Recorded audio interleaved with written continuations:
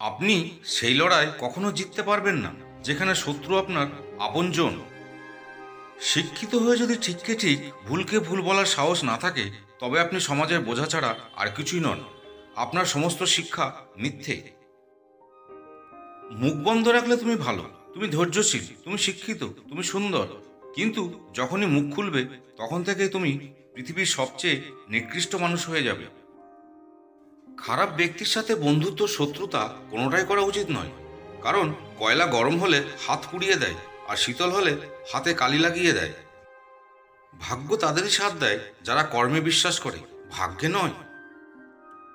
পরিচয় দ্বারা পাওয়া কাজ কিছু সময়ের জন্যই থাকে, কিন্তু কাজ থেকে প্রাপ্ত পরিচয় সারা জীবন থাকে।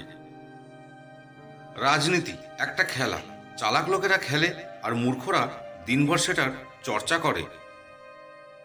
নিজেকে ভালো রাখার দায়িত্ব নিজেকেই নিতে হবে, কারণ খারাপ থাকলে কেউ ভালো রাখতে আসবে না। যে দেশে গুণের সমাদর নেই সে দেশে গুণী জন্মাতে পারে না।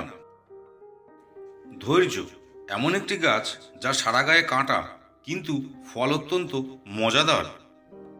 ছেলে হোক কিংবা মেয়ে, সেরা দুজনেই। ছেলেরা যেমন অ্যাডজাস্টমেন্ট জানে, তেমন মেয়েরা জানে স্যাক্রিফাইস কি।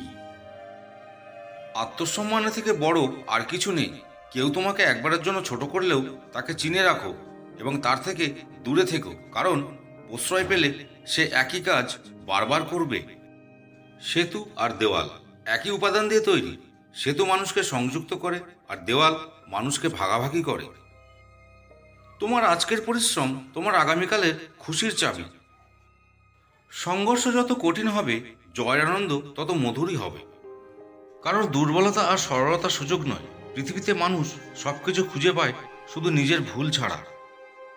প্রতিটি সূর্যাস্ত আমাদের জীবন থেকে একটি করে দিন কমিয়ে দেয়, কিন্তু সূর্যোদয় আবার একটা আশাভরা দিন ফিরিয়ে দেয়। Hope for the best good day. অভিযোগ নয়, সমাধান খুঁজুন, জীবন সুন্দর হবে। কে বা কারা বুঝি না, সোজা ভাষায় বুঝি, যে আমায় বোঝে সে আপন, যে বোঝে না সে পর। পাওয়া কাকে বলে? যে মানুষ জানে না ছোঁয়াকে সে পাওয়া মনে করে।